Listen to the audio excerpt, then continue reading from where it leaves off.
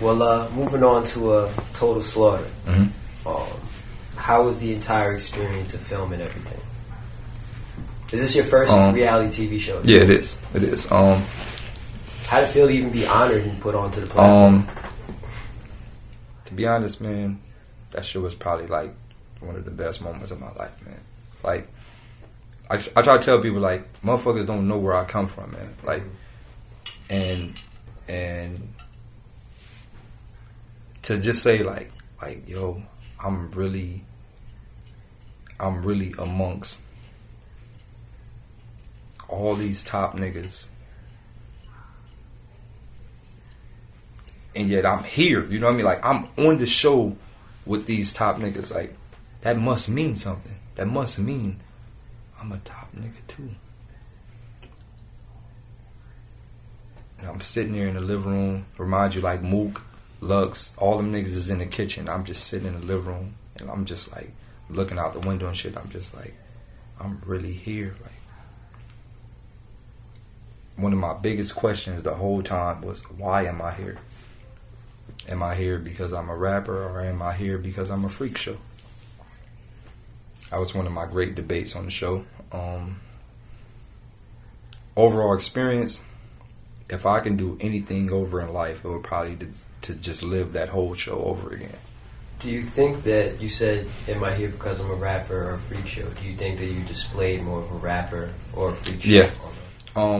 You know, for those, when the show comes out, when it does air, there was a moment, like, I brought things to the show, like, literally, like, on the show, I brought a trash bag like this big, full of props, like gimmicks, like Batman costume, Superman capes, fireworks, nigga, dildos, all type of shit. Like, I brought all type of shit. Like, I was just gonna act the ass on the show. Like, my goal when they first booked me, my goal was to be the nigga on the show that just made everything the Joker of the show. Like, that was my goal. Like, I didn't go there to win. I didn't even write no material. My goal was to just get on stage and do what people say Daylyt does, fuck shit. That was my goal. At one point in the show, we're in the living room, everybody's rapping, you know what I'm saying, Lil Cypher, yada yada yada. Marv 1 comes up to me and he goes, hey bro, on some real shit, what you want to be known for?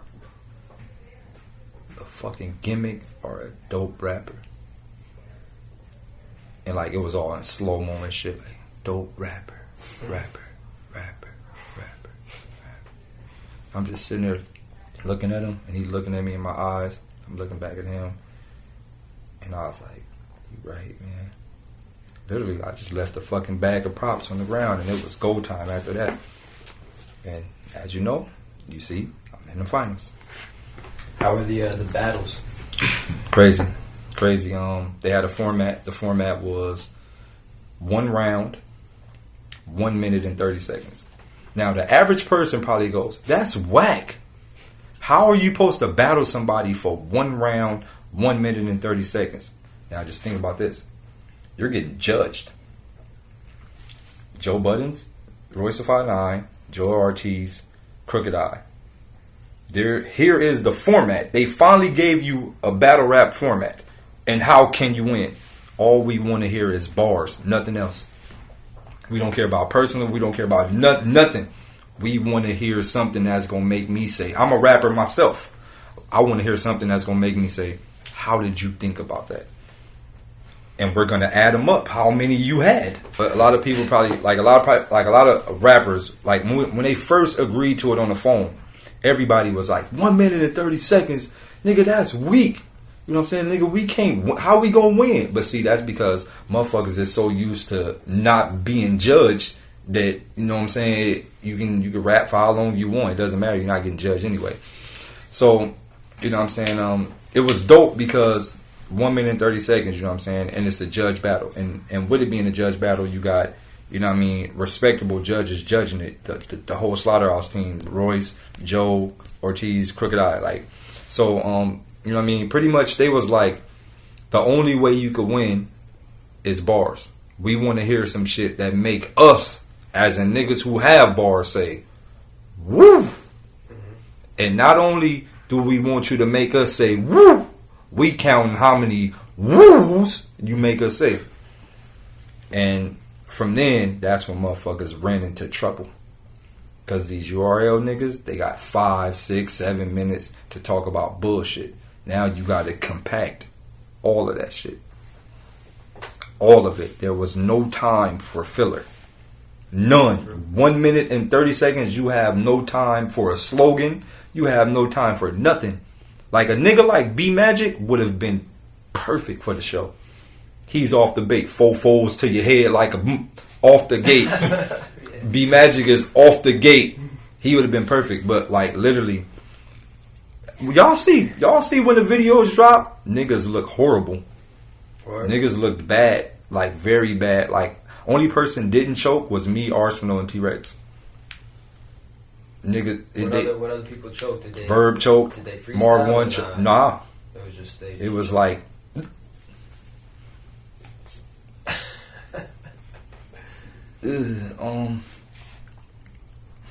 Every like literally all the motherfuckers choked. All of them choked, but it wasn't because I don't think they choked because for normal reasons. It was just like normally like when you writing like this, when you really writing like when you know that you have to compact so much stuff in a small, you know what I'm saying, like a small point of time. Like motherfuckers not built like that, man. Like motherfucker, like a average URL nigga could be like, so when Smack called me up, we was walking to the store, I hit Smack back. Like that shit is just gibberish. You can, you know what I'm saying, you can float on with that for a couple of minutes and then think of some crazy shit to throw in there. But literally that shit was like back to back. So like Verb did the dumbest shit in the world. 1 minute and 30-second verse, right? This motherfucker spit like a good like 12 bars and then gonna go, it's showtime. Nigga wasted like a clean like 17, 18 seconds, almost 20 seconds. Got your dumb ass killed. Nigga, why did you, nigga, you only have 1 minute and 30 seconds. Why would you do that? That's what I'm saying, man. Who was your toughest battle on the show?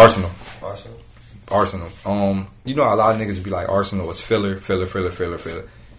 This time, I was like, keep it a buck. I wrote some other shit for Arsenal. Like I had, you know what I'm saying, I wrote like some lighter shit. And I'm like, alright, here's my lighter shit. Here's my medium shit for the second round. Here's my fire shit for the last round. So I can guarantee my win. Daylyt Arsenal up to the stage, you know what I'm saying? I'm like, alright, Arsenal look focused. It's my nigga, you know what I'm saying? I don't really know what angle he gonna take, but I know they told us you only got a little bit of time, so Arsenal gotta be different, or I'm gonna blow through him.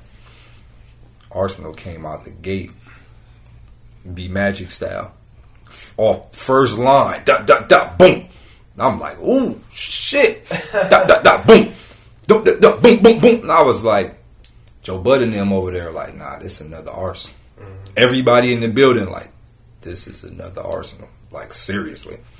And I'm like, okay, well, that medium shit, get out of there. Bring me that, you know what I mean? I had to go in the bag. I went in the bag, like, boom. And literally, I beat Arsenal by one line. It was just one line. Like, one line I said. I couldn't remember what I said, but it was one line. And, like, fucking the whole slaughterhouse got out their chairs, nigga, and was just like, nah, man. Nah, that's some other shit. Okay. And that was literally the only line that people was like they was like, I'm gonna just have to edge it due to one line. For me and Dizaster, you know what I mean? Yeah, I had to battle Dizaster after Arsenal, and that was a very hard battle for me. You know what I mean? With the simple fact, like, Dizaster is like my man, you know what I mean? A dude I grew up with. We decided not to do personals. Although he did talk about my face tattoo, and that hurted me because I feel like that's a personal. But we decided not to get deeply personal. We did some Cain and Abel shit. You know what I mean? Like, I started off with some Cain and Abel shit. He ended it with some Cain and Abel shit. And it's like a big-ass grand finale at the end of our battle to where, like, people in the crowd started crying. like how we ended our battle, people in the crowd was like teary-eyed. Like, so you know what I'm saying? He did some shit where like he was like some I don't want to kill my brother, like Cain and Abel, someone kill my brother. So he lifted up his arms and like he was like da da da da da, and then like I just fell to the ground, boom. So Dizaster comes and grabbed me, and I'm like drooling all out the mouth and shit. Like, he's like, no, hold on, brother, hold on. Like, and nigga, I just passed out and shit. And he was like, why, Lord, why?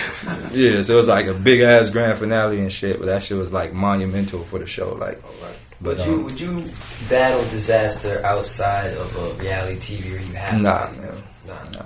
It's too is. Like, stuff like that, like, I'm from California, my nigga, and we live by certain rules. Like, stuff like that, you just don't do, man. Like, some stuff is better just, like, to air out stuff like that, you don't air it out for dumbass trolls can feed in and take their input. That's something I'd be like, nigga, turn these cameras off. So, nigga, you know what I know. I know, nigga. We here? All right, we good. You know what I mean? But that's not something you air out for the cameras. Like, well, the way that it played out, you know, are you pleased with how the battle took place? Yeah, I'm very pleased. The hardest part for that battle was winning. We both talked about it in the room. We was like, you know what I'm saying? How do we do this? You know what I'm saying? Nigga, you clearly want to win. I want to win. How do we do it? Literally, how do we do this? You know what I mean? None of us truthfully want to lose. And in your heart, you are saying you're not going to lose. And in my heart, I'm saying I'm not going to lose. But we still boys. So it just came to a point to where I just put this shit in bar format, made the best man win. And I guess they was like, see, but this is the crazy part about me and Diz. It would have been easier to judge, but Diz freestyled, like, he freestyled maybe like half of his verse. And you know, when you freestyling, it takes a minute to heat up. Like, you know what I mean? You motherfucking, there we go. Boom, boom, boom, boom, boom, boom, boom. That's what happened. He was like, and he caught fire, like, at the end of the verse. And it was like flaming. But me, I was off the gate from the very first line to the end. So when it all came down to it, Joe Budden and them tallied up them pump. They was tallying them up. One ooh, one ah, one over the head, one crazy, one. All right, we got to be fair. Just being fair. Was he freestyling because he choked? Or? No.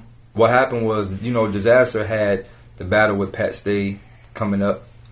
You know, a big battle like that. So, like, you know, some battle rappers other than me, you know what I mean, I possess the ability that a lot of people don't, maybe because I don't smoke, I don't drink, but I can memorize and I can write shit within seconds and have it memorized. Some people can't do that. A lot of people can't do that. So, with Diz, you know what I mean, he just had a lot on his mind. And, like, we were sitting in the room all night and he was like, nigga, I can't think of nothing. You my boy. I can't think of nothing. You know, Diz is more of a personal, he's more of a dig in you. You know what I'm saying? He has bars in here, but he can dig in you or whatnot. So that was the thing with it. He was like, man, I just can't think of nothing, man. I can't. And I guess, you know what I'm saying, he finally thought of a little bit, but he just, you know, pasted it through the half and then caught fire.